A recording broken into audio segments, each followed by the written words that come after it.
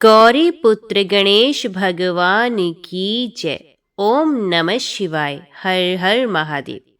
आज आप सुनेंगे शिव महापुराण के 7वें दिन की कथा। सूत जी कहते हैं, महाप्राज्ञ महामते शिव रूप शौनक, अब मैं संक्षेप से रुद्राक्ष का महात्म्य बता रहा हूँ, सुनो। रुद्राक्ष शिव को बहुत ही प्रिय है, इसे परम पावन समझना चाहिए।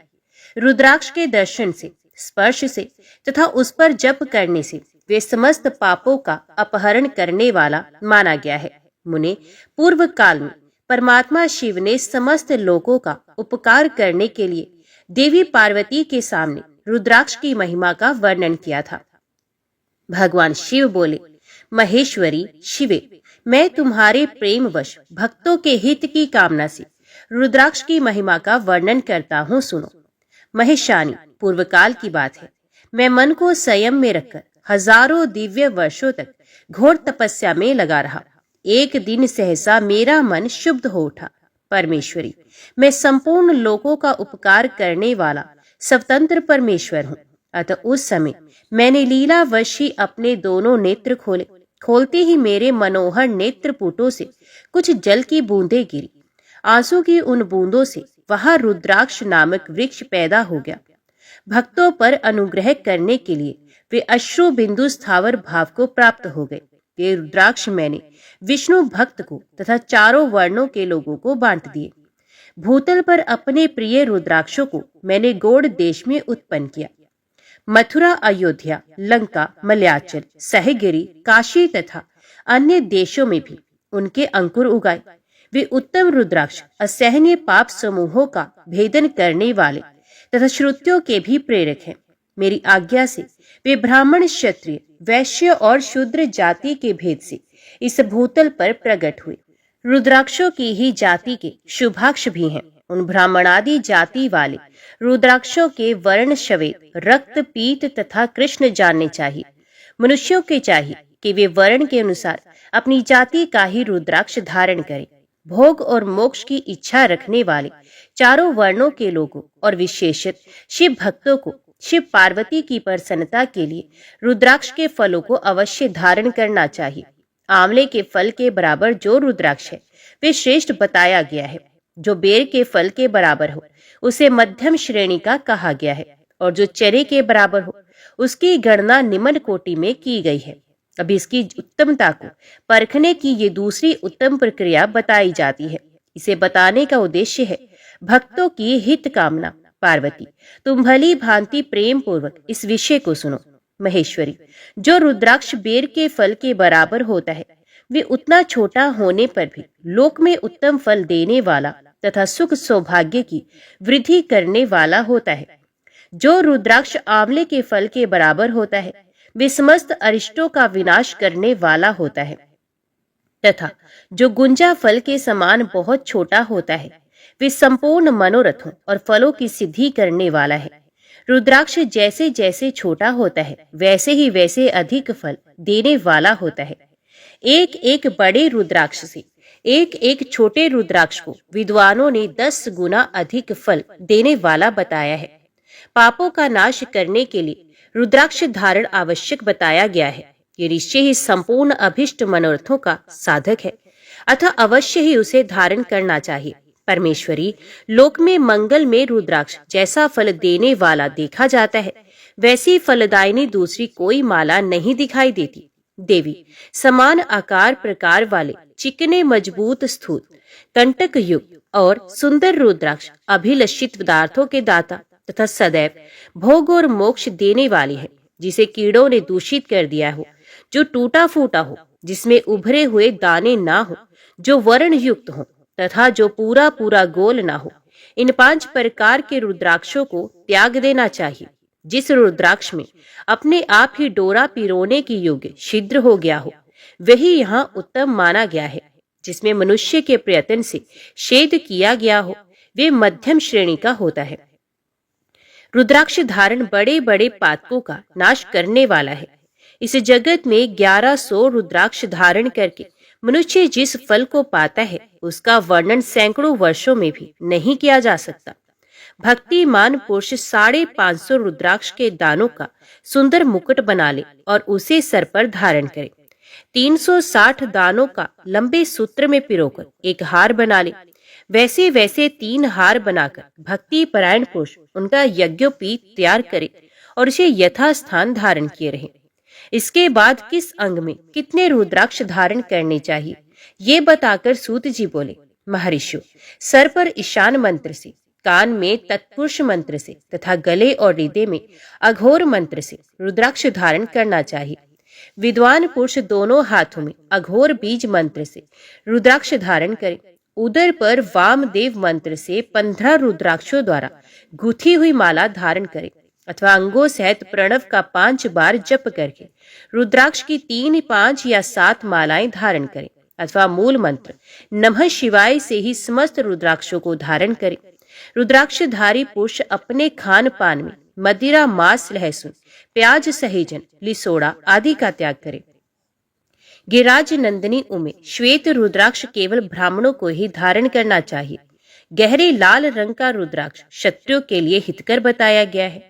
वैश्यों के लिए प्रतिदिन बारंबार पीले रुद्राक्ष को धारण करना आवश्यक है और शूद्रों को काले रंग का रुद्राक्ष धारण करना चाहिए। ये वेदोक्त मार्ग है। ब्रह्मचारी, वानप्रस्थ, गृहस्थ और सन्यासी सबको नियम पूर्वक रुद्राक्ष धारण करना उचित है। इसे धारण करने का सौभाग्य बड़े पुण्य से प्राप्त होता है।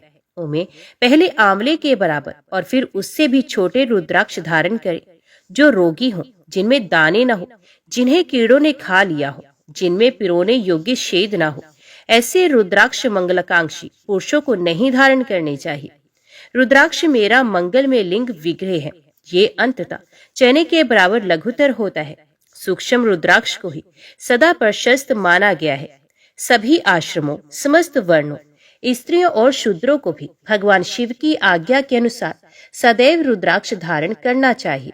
यतियों के लिए प्रणव के उच्चारण पूर्वक रुद्राक्ष धारण का विधान है। जिसके ललाट में त्रिपुंड लगा हो और सभी अंग रुद्राक्ष से विभूषित हो तथा जो मृत्युंजय मंत्र का जप कर रहा हो, उसका दर्शन करने से साक्षात रुद्र के दर्शन का फल मिलता है। पार्वती, रुद्राक्ष अनेक प्रकार के बताए गए हैं। मैं उनके भेदों का वर्णन करता हूँ। वे भेद भोग और मोक्ष रूप फल देने वाले हैं। तुम उत्तम भक्ति भाव से उनका परिचय सुनो। एक मुख वाला रुद्राक्ष साक्षात शिव का स्वरूप है। वे भोग और मोक्ष रूपी फल प्रदान करता है। जहाँ रुद्राक्ष की पूजा होती है, वहां से लक्ष्मी दूर नहीं जाती।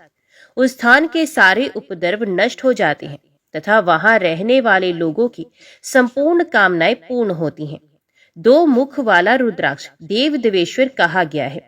वह संपूर्ण कामनाओं और फलों को देने वाला है। 3 मुख वाला रुद्राक्ष सदा साक्षात साधन का फल देने वाला है। उसके प्रभाव से सारी विद्याएं प्रतिष्ठित होती हैं। 4 मुख वाला रुद्राक्ष साक्षात ब्रह्मा का रूप है। वह दर्शन और स्पर्श से शीघ्र ही धर्म, अर्थ, काम और मोक्ष इन चारों पुरुषार्थों को देने वाला है।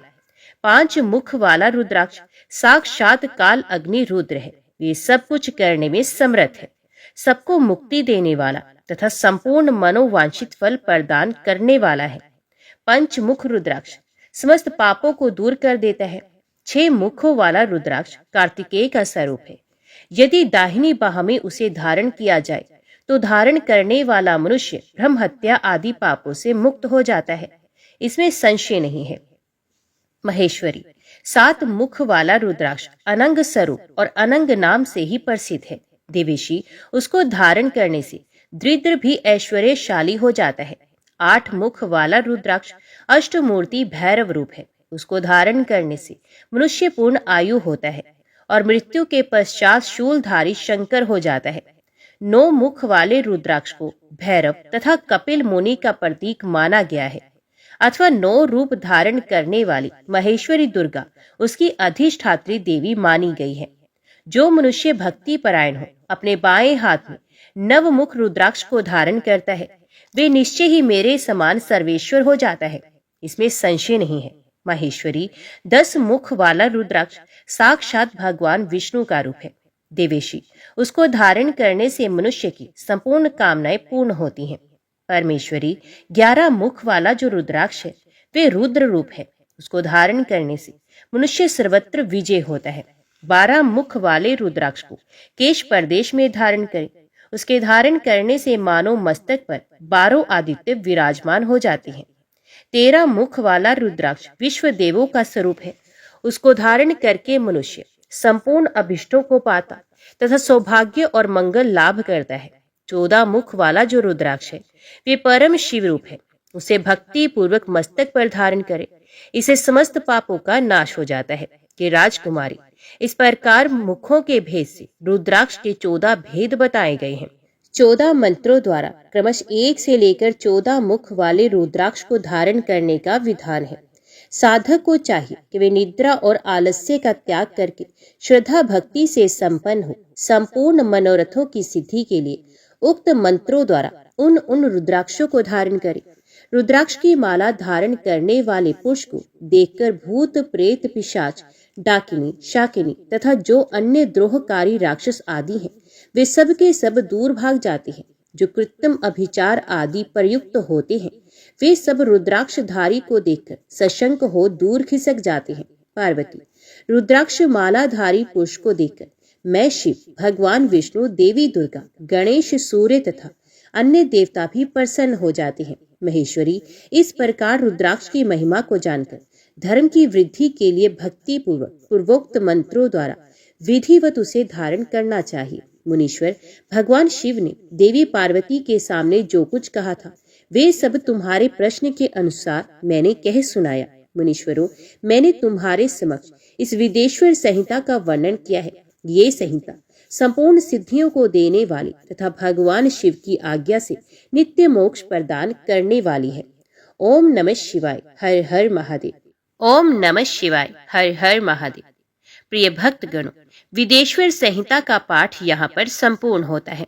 अभी हम शुरू करते हैं रुद्र संहिता प्रथम सृष्टि खंड का पाठ, जो विश्व की उत्पत्ति, स्थिति और लय आदि के एकमात्र कारण है। गौरी गिरिराज कुमारी उमा के पति हैं, तत्वज्ञ हैं, जिनकी कीर्ति का कहीं अंत नहीं है, जो माया के आश्रय होकर भी उसे अत्यंत दूर है तथा जिनका स्वरूप अचिंत्य है। उन विमल बोध स्वरूप भगवान शिव को मैं प्रणाम करता हूँ। मैं स्वभाव से ही उन अनादि शांत स्वरूप एकमात्र पुरुषोत्तम शिव की वंदना करता हूँ, जो अपनी माया से इस संपूर्ण विश्व की सृष्टि करके आकाश की भांति इसके भीतर और बाहर भी स्थित है। जैसे लोहा चुंबक से आकृष्ट होकर उसके पास ही लटका रहता है, उसी प्रकार ये सारे जगत सदा सब और जिसके आसपास ही भ्रमण करते हैं। जिन्होंने अपने से ही इस प्रपंच को रचने की विधि बताई थी, जो सबके भीतर अंतर्यामी रूप से विराजमान है तथा जिनका अपना स्वरूप अत्यंत गूढ़ है, उन भगवान शिव की मैं सादर वंदना करता हूँ। व्यास जी कहते हैं, जगत के पिता भगवान शिव, जगन माता कल्याणमयी पार्वती तथा उनके पुत्र गणेश जी को नमस्कार करके हम इस पुराण का वर्णन करते हैं। एक समय की बात है, नैमिषारण्य में निवास करने वाले शौनक आदि सभी मुनियों ने उत्तम भक्ति भाव के साथ सूत जी से पूछा। ऋषि बोले, महाभाग सूत जी, विदेश्वर संहिता की जो साध्य साधन खंड नाम वाली शुभ एवं उत्तम कथा है, उसे हम लोगों ने सुन लिया। उसका आदि भाग बहुत ही रमणीय है तथा वे शिव भक्तों पर भगवान शिव का वात्सल्य स्नेह प्रकट करने वाली है। विद्वान, अब आप भगवान शिव के परम उत्तम स्वरूप का वर्णन कीजिए, साथ ही शिव और पार्वती के दिव्य चरित्रों का भी पूर्ण रूप से श्रवण कराइए। हम पूछते हैं, निर्गुण महेश्वर लोक में सगुण रूप कैसे धारण करते हैं? हम सब लोग विचार करने पर भी शिव के तत्व को नहीं समझ पाते। सृष्टि के पहले भगवान शिव किस प्रकार अपने स्वरूप से स्थित होते हैं, फिर सृष्टि के मध्य काल में वे भगवान किस तरह क्रीड़ा करते हुए सम्यक व्यवहार बर्ताव करते हैं, और सृष्टि कल्प का अंत होने पर वे महेश्वर देव किस रूप में स्थित रहते हैं। लोक कल्याणकारी शंकर कैसे प्रसन्न होते हैं, और प्रसन्न हुए महेश्वर अपने भक्तों तथा दूसरों को कौन सा उत्तम फल प्रदान करते हैं, ये सब हमसे कहिए। हमने सुना है कि भगवान शिव शीघ्र प्रसन्न हो जाते हैं। ये महान दयालु हैं, इसलिए अपने भक्तों का कष्ट नहीं देख सकते। ब्रह्मा, विष्णु और महेश ये तीन देवता शिव के ही अंग से उत्पन्न हुए हैं। उनके प्राकट्य की कथा तथा उनके विशेष चरित्रों का वर्णन कीजिए। प्रभु, आप उमा के आविर्भाव और विवाह की भी कथा कहिए। विशेषत उनके गृहस्थ्य धर्म का और अन्य लीलाओं का भी वर्णन कीजिए। निष्पाप सूत जी, हमारे प्रश्न के उत्तर में आपको ये सब तथा दूसरी बातें भी अवश्य कहनी चाहिए। सूत जी ने कहा, मुनीश्वरों, आप लोगों ने बड़ी उत्तम बात पूछी है। भगवान सदाशिव की कथा में आप लोगों की जो आंतरिक निष्ठा हुई है, इसके लिए आप धन्यवाद के पात्र हैं। ब्राह्मणों, भगवान शंकर का गुण अनुवाद सात्विक, राजस और तामस तीनों ही प्रकृति के मनुष्यों को सदा आनंद प्रदान करने वाला है। पशुओं की हिंसा करने वाले निष्ठुर कसाई के सिवा दूसरा कौन पुरुष उस गुण अनुवाद को सुनने से ऊब सकता है, जिनके मन में कोई तृष्णा नहीं। ऐसे महात्मा पुरुष भगवान शिव के उन गुणों का गान करते हैं, क्योंकि वे गुणावली संसार रूपी रोग की दवा है। मन तथा कानों को प्रिय लगने वाली और संपूर्ण मनोरथों को देने वाली है। ब्राह्मणों, आप लोगों के प्रश्न के अनुसार मैं यथा बुद्धि प्रयत्न पूर्वक शिव लीला का वर्णन करता हूँ। आप आदर पूर्वक सुने। जैसे आप लोग पूछ रहे हैं, उसी प्रकार देवऋषि नारद जी ने शिव रूपी भगवान विष्णु से प्रेरित होकर अपने पिता से पूछा था। अपने पुत्र नारद का प्रश्न सुनकर शिव भक्त ब्रह्मा जी का चित्त प्रसन्न हो गया और वे उन मुनि शिरोमणि को हर्ष प्रदान करते हुए प्रेम पूर्वक भगवान शिव के यश का गान करने लगे। एक समय की बात है, मुनि शिरोमणि विप्रवर नारद जी ने, जो ब्रह्मा जी के पुत्र हैं, विनीत चित्त हो तपस्या में मन लगाया। हिमालय पर्वत में कोई एक गुफा थी जो बड़ी शोभा से संपन्न दिखाई देती थी। उसके निकट देव नदी गंगा निरंतर वेग पूर्वक बहती थी। वहां एक महान दिव्य आश्रम था जो नाना प्रकार की शोभा से सुशोभित था। दिव्यदर्शी नारद जी तपस्या करने के लिए उसी आश्रम में गए। उस गुफा को देखकर मुनिवर नारद जी बड़े प्रसन्न हुए और सुदीर्घ काल तक वहां तपस्या करते रहे। उनका अंतकरण शुद्ध था। वे दृढ़ता पूर्वक आसन बांधकर मौन होकर प्राणायाम पूर्वक समाधि में स्थित हो गए। ब्राह्मण, उन्होंने वे समाधि लगाई जिसमें ब्रह्म का साक्षात्कार कराने वाला मैं ब्रह्म हूं, ये विज्ञान प्रकट होता है। मुनिवर नारद जी जब इस प्रकार तपस्या करने लगे, उस समय यह समाचार पाकर देवराज इंद्र कांप उठे। वे मानसिक संताप से विवल हो गए।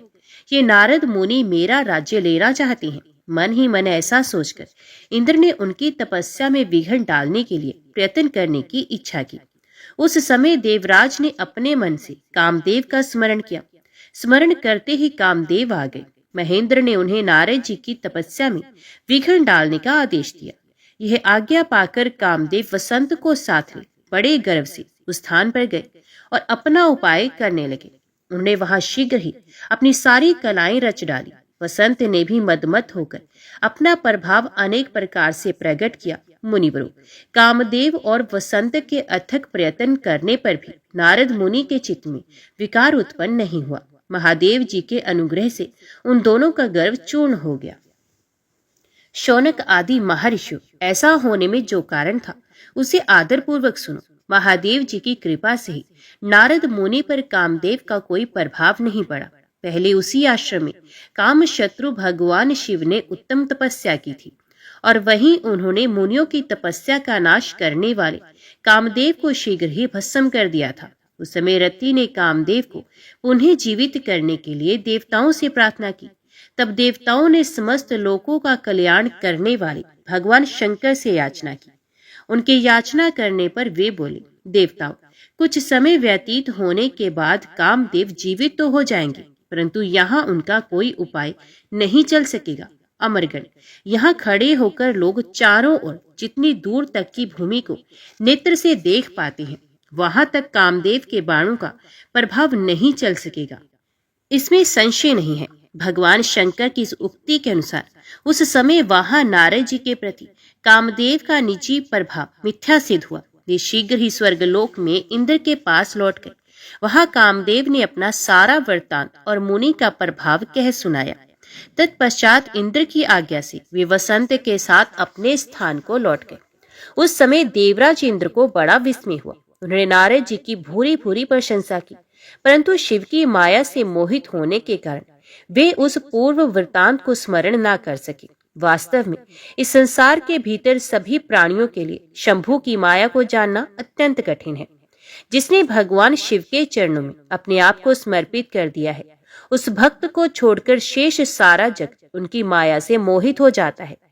नारद जी भी भगवान शंकर की कृपा से वहां चिरकाल तक तपस्या में लगे रहे। जब उन्होंने अपनी तपस्या को पूर्ण हुई समझा, तब वे मुनि उससे विरत हो गए। कामदेव पर मेरी विजय हुई, ऐसा मानकर उन मुनीश्वर के मन में व्यर्थ ही गर्व हो गया। भगवान शिव की माया से मोहित होने के कारण उन्हें यथार्थ बात का ज्ञान नहीं रहा। वे ये नहीं समझ सके कि कामदेव के पराजित होने में भगवान शंकर का प्रभाव ही कारण है। उस माया से अत्यंत मोहित हो मुनि शिरोमणि नारद अपना काम विजय संबंधी वृतांत बताने के लिए तुरंत ही कैलाश पर्वत पर चले गए। उस समय वे विजय के मद से उन्मत्त हो रहे थे। वहां रुद्रदेव को नमस्कार करके गर्व से भरे हुए मुनि ने अपने आप को महात्मा मानकर तथा अपने ही प्रभाव से कामदेव पर अपनी विजय हुई समझकर उनसे सारा वृतांत कह सुनाया। ये सब सुनकर भक्त वत्सल भगवान शंकर ने नारद जी से, जो अपने शिव की माया से ही मोहित होने के कारण काम विजय के यथार्थ कारण को नहीं जानते थे और अपने विवेक को भी खो बैठे थे, कहा। रुद्र बोले, तात नारद, तुम बड़े विद्वान हो, धन्यवाद के पात्र हो, परंतु मेरी बात ध्यान देकर सुनो। अब से फिर कभी ऐसी बात कभी मत कहना। विशेषत भगवान विष्णु के सामने इसकी चर्चा कदापि ना करना। तुमने मुझसे अपना जो वृत्तांत बताया है, उसे पूछने पर भी दूसरों के सामने ना कहना। ये सिद्धि संबंधी वृत्तांत सर्वथा गुप्त रखने योग्य है। इसे कभी किसी पर प्रकट नहीं करना चाहिए। तो मुझे विशेष प्रिय हो, इसलिए अधिक जोर देकर मैं तुम्हें ये शिक्षा देता हूँ और इसे ना कहने की आज्ञा देता हूँ, क्योंकि तुम भगवान विष्णु के भक्त हो और उनके भक्त होते हुए मेरे अत्यंत अनुगामी हो। इस प्रकार बहुत कुछ कहकर संसार की सृष्टि करने वाले भगवान रुद्र ने नारद जी को शिक्षा दी। अपने वृत्तांत को गुप्त रखने के लिए उन्हें समझाया बुझाया, परंतु वे तो शिव की माया से मोहित थे, इसलिए उन्होंने उनकी दी हुई शिक्षा को अपने लिए हितकर नहीं माना। तदंतर मुनि शिरोमणि नारद ब्रह्मलोक में गए। वहां ब्रह्मा जी को नमस्कार करके उन्होंने कहा, पिताजी, मैंने अपने तपोबल से कामदेव को जीत लिया है। उनकी यह बात सुनकर ब्रह्मा जी ने भगवान शिव के चरणारविंदों का चिंतन किया और सारा कारण जानकर अपने पुत्र को ये सब कहने से मना किया। परंतु नारद जी शिव की माया से मोहित थे, अतः उनके चित्त में मद का अंकुर जम गया था, उनकी बुद्धि मारी गई थी। इसलिए नारद जी अपना सारा वृत्तांत भगवान विष्णु के सामने कहने के लिए वहां से शीघ्र ही विष्णुलोक में गए। नारद मुनि को आते देख भगवान विष्णु बड़े आदर से उठे और शीघ्र ही आगे बढ़कर उन्होंने मुनि को हृदय से लगा लिया। मुनि के आगमन का क्या हेतु है, इसका उन्हें पहले से ही पता था। नारद जी को अपने आसन पर बिठाकर भगवान शिव के चरणार बिंदों का चिंतन करके श्री हरि ने उनसे पूछा, तात, कहाँ से आते हो? यहाँ किस लिए तुम्हारा आगमन हुआ है? मुनिश्रेष्ठ, तुम धन्य हो, तुम्हारे शुभ आगमन से मैं पवित्र हो गया। भगवान विष्णु का ये वचन सुनकर गर्व से भरे हुए नारद मुनि ने मद से मोहित होकर अपना सारा वृत्तांत बड़े अभिमान के साथ कह सुनाया। नारद मुनि का वह अहंकार युक्त वचन सुनकर मन ही मन भगवान विष्णु ने उनकी काम विजय के यथार्थ कारण को पूर्ण रूप से जान लिया। तत्पश्चात श्री विष्णु बोले, मुनिश्रेष्ठ, तुम धन्य हो, तपस्या के तो भंडार ही हो, तुम्हारा हृदय भी बड़ा उदार है। मुने, जिसके भीतर भक्ति, ज्ञान और वैराग्य नहीं होते, उसी के मन में समस्त दुखों को देने वाले काम, मोह आदि विकार शीघ्र उत्पन्न होते हैं। तुम तो नैष्ठिक ब्रह्मचारी हो और सदा ज्ञान वैराग्य से युक्त रहते हो, फिर तुम में काम विकार कैसे आ सकता है? तुम तो जन्म से ही निर्विकार तथा शुद्ध बुद्धि वाले हो। श्री हरि की कही हुई ऐसी बहुत सी बातें सुनकर मुनि शिरोमणि नारद जोर जोर से हंसने लगे और मन ही मन भगवान को प्रणाम करके इस प्रकार बोले।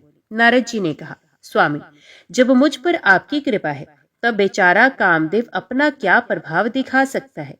ऐसा कहकर भगवान के चरणों में मस्तक झुकाकर इच्छा अनुसार विचरने वाले नारद मुनि वहां से चल दिए।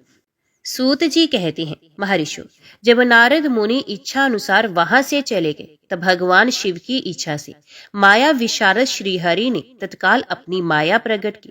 उन्होंने मुनि के मार्ग में एक विशाल नगर की रचना की जिसका विस्तार 100 योजन था। वे बहुत अद्भुत नगर बड़ा ही मनोहर था। भगवान ने उसे अपने वैकुंठ लोक से भी अधिक रमणीय बनाया था। नाना प्रकार की वस्तुएं उस नगर की शोभा बढ़ाती थी। वहां स्त्रियों और पुरुषों के लिए बहुत से विहार स्थल थे। वे श्रेष्ठ नगर चारों वर्णों के लोगों से भरा था। वहां शील निधि नामक ऐश्वर्यशाली राजा राज्य करते थे। वे अपनी पुत्री का स्वयंवर करने के लिए उदित थे, अतः उन्होंने महान उत्सव का आयोजन किया था। उनकी कन्या का वरण करने के लिए उत्सुक हो चारों दिशाओं से बहुत से राजकुमार पधारे थे, जो नाना प्रकार की वेशभूषा तथा सुंदर शोभा से प्रकाशित हो रहे थे। उन राजकुमारों से वह नगर भरा पूरा दिखाई देता था। ऐसे सुंदर राजनगर को देख नारद जी मोहित हो गए। वे राजा शील निधि के द्वार पर गए। मुनि शिरोमणि नारद जी को आया देख महाराज शील निधि ने श्रेष्ठ रत्न में सिंहासन पर बिठाकर उनका पूजन किया। तत्पश्चात अपनी सुंदरी कन्या को, जिसका नाम श्रीमती था, बुलवाया और उससे नारद जी के चरणों में प्रणाम करवाया। उस कन्या को देखकर नारद मुनि चकित हो गए और बोले, राजा, यह देव कन्या के समान सुंदरी महाभागा कन्या कौन है? उनकी यह बात सुनकर राजा ने हाथ जोड़कर कहा, मुनि, ये मेरी पुत्री है। इसका नाम है श्रीमती। अब इसके विवाह का समय आ गया है। वे अपने लिए सुंदर वर चुनने के निमित्त स्वयंवर में जाने वाली है। इसमें सब प्रकार के शुभ लक्षण लक्षित होते हैं। महर्षि, आप इसका भाग्य बताइए। राजा के इस प्रकार पूछने पर काम से विवल हुए मुनि श्रेष्ठ नारद उस कन्या को प्राप्त करने की इच्छा मन में लिए राजा को संबोधित करके इस प्रकार बोले, भूपाल, आपकी यह पुत्री समस्त शुभ लक्षणों से संपन्न है, परम सौभाग्यवती है। अपने महान भाग्य के कारण ये धन्य है और साक्षात लक्ष्मी की भांति समस्त गुणों की आगार है। इसका भावी पति निश्चय ही भगवान शंकर के समान वैभवशाली, सर्वेश्वर, किसी से पराजित ना होने वाला, वीर, काम विजयी तथा संपूर्ण देवताओं में श्रेष्ठ होगा। ऐसा कहकर राजा से विदा ले इच्छा अनुसार विचरने वाले नारद मुनि वहां से चल दिए। वे काम के वशीभूत हो गए थे। शिव की माया ने उन्हें विशेष मोह में डाल दिया था। वे मुनि मन ही मन सोचने लगे कि मैं इस राजकुमारी को कैसे प्राप्त करूं। स्वयंवर में आए हुए नरेशों में से सबको छोड़कर यह एकमात्र मेरा ही वरण करे, ये कैसे संभव हो सकता है? समस्त नारियों को सौंदर्य सर्वथा प्रिय होता है। सौंदर्य को देखकर ही वे प्रसन्नता पूर्वक मेरे अधीन हो सकती है, इसमें संशय नहीं है। ऐसा विचार कर काम से विवल हुए मुनिवर नारद भगवान विष्णु का रूप ग्रहण करने के लिए तत्काल उनके लोक में जा पहुंचे। वहां भगवान विष्णु को प्रणाम करके वे इस प्रकार बोले, भगवान, मैं एकांत में आपसे अपना सारा वृत्तांत कहूंगा। तब बहुत अच्छा कहकर लक्ष्मीपति श्रीहरि नारद जी के साथ एकांत में जा बैठे और बोले, मुने, अब आप अपनी बात कहिए। तब नारद जी ने कहा, भगवान, आपके भक्त जो राजा शील निधि हैं, वे सदा धर्म पालन में तत्पर रहते हैं। उनकी एक विशाल लोचना कन्या है जो बहुत ही सुंदर है। उनका नाम श्रीमती है। वे विश्व मोहिनी के रूप में विख्यात है और तीनों लोकों में सबसे अधिक सुंदर है। प्रभु, आज मैं शीघ्र ही उस कन्या से विवाह करना चाहता हूँ। राजा शील निधि ने अपनी पुत्री की इच्छा से स्वयंवर रचाया है, इसलिए चारों दिशाओं से वहां सहस्रों राजकुमार पधारे हैं। नाथ, मैं आपका प्रिय सेवक हूँ, अतः आप मुझे अपना स्वरूप दे दीजिए, जिससे राजकुमारी श्रीमती निश्चय ही मुझे वर ले। सूत जी कहते हैं, महर्षियों, नारद मुनि की ऐसी बात सुनकर भगवान मधुसूदन हंस पड़े और भगवान शंकर के प्रभाव का अनुभव करके उन दयालु प्रभु ने उन्हें इस प्रकार उत्तर दिया। भगवान विष्णु बोले, मुनि, तुम अपने अभिष्ट स्थान को जाओ। मैं उसी तरह तुम्हारा हित साधन करूंगा, जैसे श्रेष्ठ वैद्य अत्यंत पीड़ित रोगी का करता है, क्योंकि तुम मुझे विशेष प्रिय हो।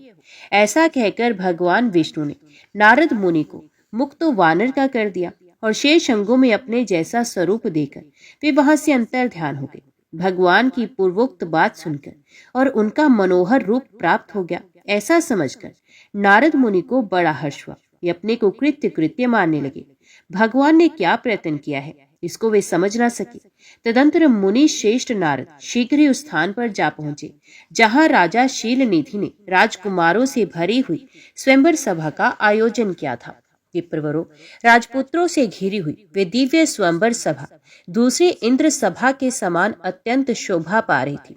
नारद जी उस राजसभा में जा बैठे और वहां बैठकर प्रसन्न मन से बार बार यही सोचने लगे कि मैं भगवान विष्णु के समान रूप धारण किए हुए हूँ, अतः वह राजकुमारी अवश्य ही मेरा वरण करेगी, दूसरे का नहीं। मुनिश्रेष्ठ नारद को ये ज्ञात नहीं था कि मेरा मुंह कितना कुरूप है। उस सभा में बैठे हुए सब मनुष्यों ने मुनि को उनके पूर्व रूप में ही देखा। राजकुमार आदि कोई भी उनके रूप परिवर्तन के रहस्य को ना जान सका। वहां नारद जी की रक्षा के लिए भगवान रुद्र के 2 पार्षद आए थे, जो ब्राह्मण का रूप धारण करके गूढ़ भाव से वहां बैठे थे। वे ही नारद जी के रूप परिवर्तन के उत्तम भेद को जानते थे। मुनि को कामावेश से मोड़ हुआ जान वे दोनों पार्षद उनके निकट गए और आपस में बातचीत करते हुए उनकी हंसी उड़ाने लगे, परंतु मुनि तो काम से विवल हो रहे थे, अतः उन्होंने उनकी यथार्थ बात भी अनसुनी कर दी। वे मोहित हो श्रीमती को प्राप्त करने की इच्छा से उसके आगमन की प्रतीक्षा करने लगे। इसी बीच में वह सुंदरी राजकुमारी स्त्रियों से घिरी हुई अंतपुर में वहां आई। उसने अपने हाथ में सोने की एक सुंदर माला ले रखी थी।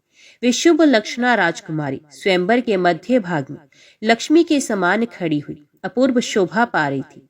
उत्तम व्रत का पालन करने वाली वे भूप कन्या माला हाथ में लेकर अपने मन के अनुरूप वर का अन्वेषण करती हुई सारी सभा में भ्रमण करने लगी।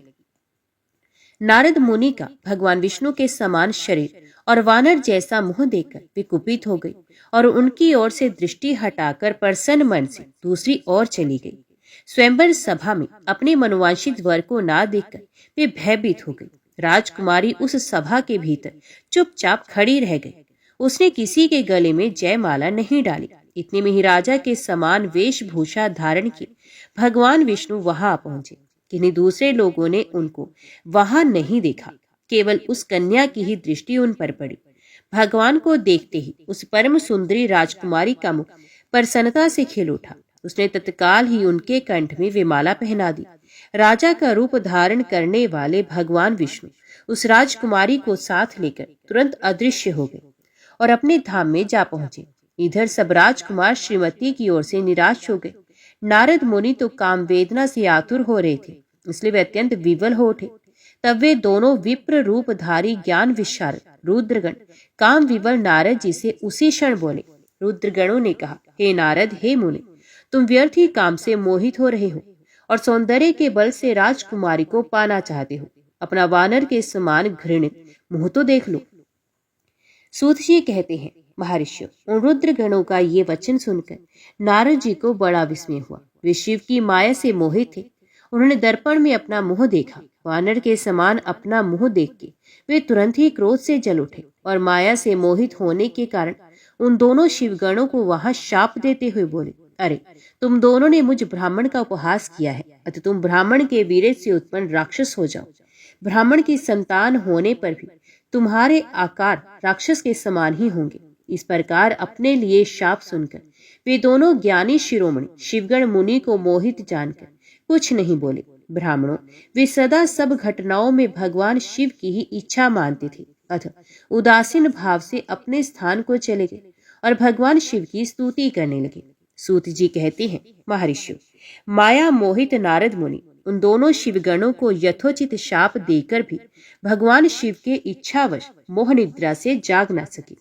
वे भगवान विष्णु के किए हुए कपट को याद करके मन में दुस्सह क्रोध लिए विष्णु लोक को गए और समिधा पाकर प्रज्वलित हुए अग्निदेव की भांति क्रोध से जलते हुए बोले। उनका ज्ञान नष्ट हो गया था, इसलिए वे दुर्वचन पूर्ण व्यंग सुनाने लगे। नारद जी ने कहा, अरे, तुम बड़े दुष्ट हो, कपटी हो और समस्त विश्व को मोह में डालने वाले हो। दूसरों का उत्साह या उत्कर्ष तुमसे सहा नहीं जाता। तुम मायावी हो, तुम्हारा अंतकरण मलिन है। पूर्व काल में तुम्ही ने मोहिनी रूप धारण करके कपट किया था। असुरों को वारुणी मदिरा पिलाई, उन्हें अमृत नहीं पीने दिया। छल कपट में ही अनुराग रखने वाले हे हरे, यदि महेश्वर रुद्र दया करके विष ना पी लेते तो तुम्हारी सारी माया उसी दिन समाप्त हो जाती। विष्णुदेव, कपटपूर्ण चाल तुम्हें अधिक प्रिय है। तुम्हारा स्वभाव अच्छा नहीं है, तो भी भगवान शंकर ने तुम्हें स्वतंत्र बना दिया है। तुम्हारी इस चाल ढाल को समझकर अब वे भगवान शिव भी पश्चाताप करते होंगे। अपनी वाणी रूप वेद की प्रमाणिकता स्थापित करने वाले महादेव जी ने ब्राह्मण को सर्वपरि बताया है। अरे, इस बात को जानकर आज मैं बलपूर्वक तुम्हें ऐसी सीख दूंगा जिससे तुम फिर कभी कहीं भी ऐसा कर्म नहीं कर सकोगे। अब तक तुम्हें किसी शक्तिशाली या तेजस्वी पुरुष से पाला नहीं पड़ा है, इसलिए आज तक तुम निडर बने रहे हो। परंतु विष्णु, अब तुम्हें अपनी करनी का पूरा पूरा फल मिलेगा। भगवान विष्णु से ऐसा कहकर माया मोहित नारद मुनि अपने ब्रह्म तेज का प्रदर्शन करते हुए क्रोध से खिन्न हो उठे और शाप देते हुए बोले, विष्णु, तुमने स्त्री के लिए मुझे व्याकुल किया है। तुम इसी तरह सबको मोह में डालते रहती हो। ये कपटपूर्ण कार्य करते हुए तुमने जिस स्वरूप से मुझे संयुक्त किया था, उसी स्वरूप से तुम मनुष्य हो जाओ और स्त्री के वियोग का दुख भोगो। तुमने जिन वानरों के समान मेरा मुंह बनाया था, वे ही उस समय तुम्हारे सहायक हो। तुम दूसरों को स्त्री विरह का दुख देने वाले हो, अतः स्वयं भी तुम्हें स्त्री के वियोग का दुख प्राप्त हो। अज्ञान से मोहित मनुष्यों के समान तुम्हारी स्थिति हो। अज्ञान से मोहित हुए नारद जी ने मोहवश श्रीहरि को जब इस तरह शाप दिया, तब उन्होंने शंभु की माया की प्रशंसा करते हुए उस शाप को स्वीकार कर लिया। तदंतर महालीला करने वाले शंभु ने अपनी उस विश्व मोहिनी माया को, जिसके कारण ज्ञानी नारद मुनि भी मोहित हो गए थे, खींच लिया। उस माया के तिरोहित होते ही नारद जी पूर्वत शुद्ध बुद्धि से युक्त हो गए। उन्हें पूर्वत ज्ञान प्राप्त हो गया और उनकी सारी व्याकुलता जाती रही। इससे उनके मन में बड़ा विस्मय हुआ। वे अधिकाधिक पश्चाताप करते हुए बारंबार अपनी निंदा करने लगे। उस समय उन्होंने ज्ञानी को भी मोह में डालने वाली भगवान शंभु की माया की सराहना की। तदंतर यह जानकर कि माया के कारण ही मैं भ्रम में पड़ गया था, ये सब कुछ मेरा माया जनित भ्रम ही था, वैष्णव शिरोमणि नारद जी भगवान विष्णु के चरणों में गिर पड़े। भगवान श्री हरि ने उन्हें उठाकर खड़ा कर दिया। उस समय अपनी दुर्बुद्धि नष्ट हो जाने के कारण वे यूं बोले, नाथ, माया से मोहित होने के कारण मेरी बुद्धि बिगड़ गई थी, इसलिए मैंने आपके प्रति बहुत दुर्वचन कहे हैं, आपको शाप तक दे डाला है। प्रभु, उस शाप को आप मिथ्या कर दीजिए। हाय, मैंने बहुत बड़ा पाप किया है, अब मैं निश्चय ही नरक में पड़ूंगा। हरे, मैं आपका दास हूँ, बताइए मैं क्या उपाय करूं, कौन सा प्रायश्चित करूं, जिससे मेरा पाप समूह नष्ट हो जाए और मुझे नरक में ना गिरना पड़े। ऐसा कहकर शुद्ध बुद्धि वाले मुनि शिरोमणि नारद जी उन्हें भक्ति भाव से भगवान विष्णु के चरणों में गिर पड़े। उस समय उन्हें बड़ा पश्चाताप हो रहा था। तब श्री विष्णु ने उन्हें उठाकर मधुर वाणी में कहा। भगवान विष्णु बोले, तात, खेद ना करो, तुम मेरे श्रेष्ठ भक्त हो, इसमें संशय नहीं है। मैं तुम्हें एक बात बताता हूँ, सुनो। उससे निश्चय ही तुम्हारा परम हित होगा, तुम्हें नरक में नहीं जाना पड़ेगा। भगवान शिव तुम्हारा कल्याण करेंगे। तुमने मद से मोहित होकर जो भगवान शिव की बात नहीं मानी थी, उसकी अवहेलना कर दी थी, उसी अपराध का भगवान शिव ने तुम्हें ऐसा फल दिया है, क्योंकि वे ही कर्म फल के दाता है। तुम अपने मन में ये दृढ़ निश्चय कर लो कि भगवान शिव की इच्छा से ही यह सब कुछ हुआ है। सबके स्वामी परमेश्वर शंकर ही गर्व को दूर करने वाले हैं। वे ही पर ब्रह्म परमात्मा है। उन्हीं का सच्चिदानंद स्वरूप से बोध होता है। वे निर्गुण और निर्विकार है, सत्व, रज और तम, इन तीनों गुणों से परे हैं। वे ही अपनी माया को लेकर ब्रह्मा, विष्णु और महेश इन तीनों रूपों में प्रकट होते हैं।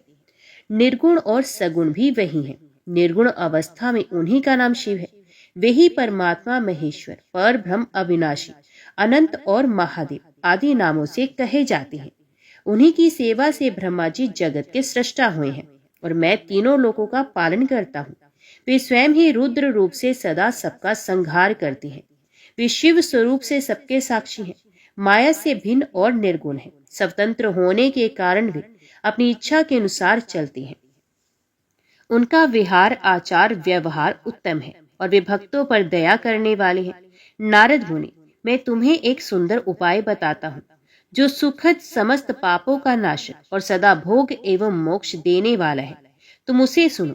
अपने सारे संशयों को त्याग कर तुम भगवान शंकर के सुयश का गान करो और सदा अनन्य भाव से शिव के शतनाम स्तोत्र का पाठ करो।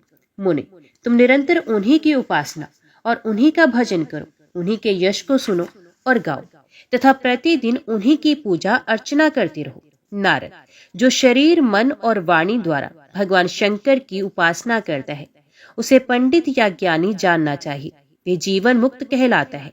शिव इस नाम रूपी दावानल से बड़े बड़े पातकों के असंख्य पर्वत अनायास भस्म हो जाते हैं। ये सत्य है, सत्य है, इसमें संशय नहीं है। जो भगवान शिव के नाम रूपी नौका का आश्रय लेते हैं, वे संसार सागर से पार हो जाते हैं। संसार के मूलभूत उनके सारे पाप निस्संदेह नष्ट हो जाते हैं। महामुनि, संसार के मूलभूत जो पातक रूपी वृक्ष हैं, उनका शिव नाम रूपी कुठार से निश्चय ही नाश हो जाता है। जो लोग पाप रूपी दावानल से पीड़ित हैं, उन्हें शिव नाम रूपी अमृत का पान करना चाहिए। पाप दावा अग्नि से दग्ध होने वाले प्राणियों को उस शिव नाम अमृत के बिना शांति नहीं मिल सकती।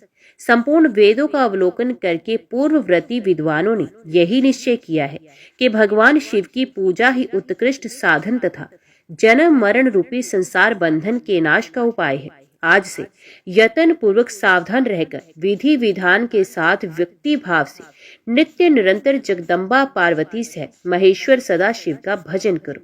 नित्य शिव की ही कथा सुनो और कहो तथा अत्यंत यत्न करके बारंबार शिव भक्तों का पूजन करो। मुनिश्रेष्ठ, अपने हृदय में भगवान शिव के उज्ज्वल चरणार बिंदों की स्थापना करके पहले शिव के तीर्थों में विचरो। मुने, इस प्रकार परमात्मा शंकर के अनुपम महात्म्य का दर्शन करते हुए अंत में काशी को जाओ।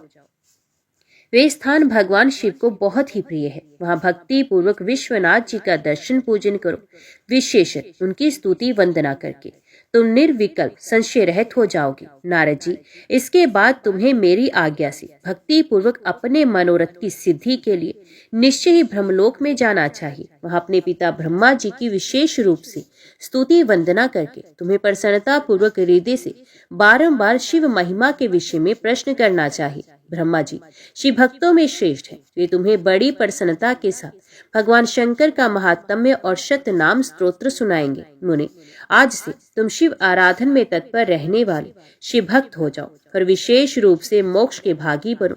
भगवान शिव तुम्हारा कल्याण करेंगे। इस प्रकार पर संचित हुए भगवान विष्णु नारद मुनि को प्रेम पूर्वक उपदेश देकर श्री शिव का स्मरण, वंदन और स्तवन करके वहां से अंतर ध्यान हो गए। महर्षियों, भगवान श्री हरि के अंतर ध्यान हो जाने पर मुनि श्रेष्ठ नारद शिवलिंगों का भक्ति पूर्वक दर्शन करते हुए पृथ्वी पर विचरने लगे। ब्राह्मणों, भूमंडल पर घूम फिरकर उन्होंने भोग और मोक्ष देने वाले बहुत से शिवलिंगों का प्रेम पूर्वक दर्शन किया। दिव्य दर्शी नारद जी भूतल के तीर्थों में विचर रहे हैं और इस समय उनका चित्त शुद्ध है। ये जानकर वे दोनों शिवगण उनके पास गए। वे उनके दिए हुए शाप से उद्धार की इच्छा रखकर वहां गए थे। उन्होंने आदर पूर्वक मुनि के दोनों पैर पकड़ लिए और मस्तक झुकाकर भली भांति प्रणाम करके शीघ्र ही इस प्रकार कहा। शिवगण बोले, ब्राह्मण, हम दोनों शिव के गण हैं। मुने, हमने ही आपका अपराध किया है। राजकुमारी श्रीमती के स्वयंवर में आपका चित्त माया से मोहित हो रहा था। उस समय परमेश्वर की प्रेरणा से आपने हम दोनों को शाप दे दिया। वहां कुछ में जानकर हमने चुप रह जाना ही अपनी जीवन रक्षा का उपाय समझा। इसमें किसी का दोष नहीं, हमें अपने कर्म का ही फल प्राप्त हुआ है। प्रभु, अब आप प्रसन्न होइए और हम दोनों पर अनुग्रह कीजिए। नारद जी ने कहा, आप दोनों महादेव जी के गण हैं और सत्पुरुषों के लिए परम सम्माननीय है। अतः मेरे मोह रहित एवं सुखदायक यथार्थ वचन को सुनिए। पहले निश्चय ही मेरी बुद्धि भ्रष्ट हो गई थी, बिगड़ गई थी और मैं सर्वथा मोह के वशीभूत हो गया था। इसलिए आप दोनों को मैंने शाप दे दिया। शिवगणों, मैंने जो कुछ कहा है वे वैसा ही होगा। तथापि मेरी बात सुनिए, मैं आपके लिए शाप उद्धार की बात बता रहा हूँ। आप लोग आज मेरे अपराध को क्षमा कर दे। मुनिवर, विशर्वा के वीरे से जन्म ग्रहण करके आप संपूर्ण दिशाओं में प्रसिद्ध कुंभकर्ण और रावण राक्षस राज का पद प्राप्त करेंगे और बलवान वैभव से युक्त तथा परम प्रतापी होंगे। समस्त ब्रह्मांड के राजा होकर शिव भक्त एवं जितेंद्रिय होंगे और शिव के ही दूसरे स्वरूप श्री विष्णु के हाथों मृत्यु पाकर फिर अपने पद पर प्रतिष्ठित हो जाएंगे। सूत जी कहते हैं, महर्षियों, महात्मा नारद मुनि की ये बात सुनकर वे दोनों शिवगण प्रसन्न हो सानंद अपने स्थान को लौट गए। श्री नारद जी भी अत्यंत आनंदित हो अनन्य भाव से भगवान शिव का ध्यान तथा शिव तीर्थों का दर्शन करते हुए बारंबार भूमंडल में विचरने लगे। अंत में वे सबके ऊपर विराजमान शिवप्रिया काशीपुरी में गए, जो शिव स्वरूपिणी एवं शिव को सुख देने वाली है। काशीपुरी का दर्शन करके नारद जी कृतार्थ हो गए। उन्होंने भगवान काशीनाथ का दर्शन किया और परम प्रेम एवं परम आनंद से युक्त हो उनकी पूजा की। काशी का सानंद सेवन करके वे मुनि श्रेष्ठ कृतज्ञता का अनुभव करने लगे और प्रेम से विवल हो उसका नमन वरण तथा स्मरण करते हुए ब्रह्मलोक को गए। निरंतर शिव का स्मरण करने से उनकी बुद्धि शुद्ध हो गई थी। वहां पहुंचकर शिव तत्व का विशेष रूप से ज्ञान प्राप्त करने की इच्छा से नारद जी ने ब्रह्मा जी को भक्ति पूर्वक नमस्कार किया और नाना प्रकार के स्तोत्रों द्वारा उनकी स्तुति करके उनसे शिव तत्व के विषय में पूछा। उस समय नारद जी का हृदय भगवान शंकर के प्रति भक्ति भावना से परिपूर्ण था। नारद जी बोले, ब्राह्मण पर ब्रह्म परमात्मा के स्वरूप को जानने वाले पितामह जगत प्रभु, आपके कृपा प्रसाद से मैंने भगवान विष्णु के उत्तम महात्म्य का पूर्णता ज्ञान प्राप्त किया है।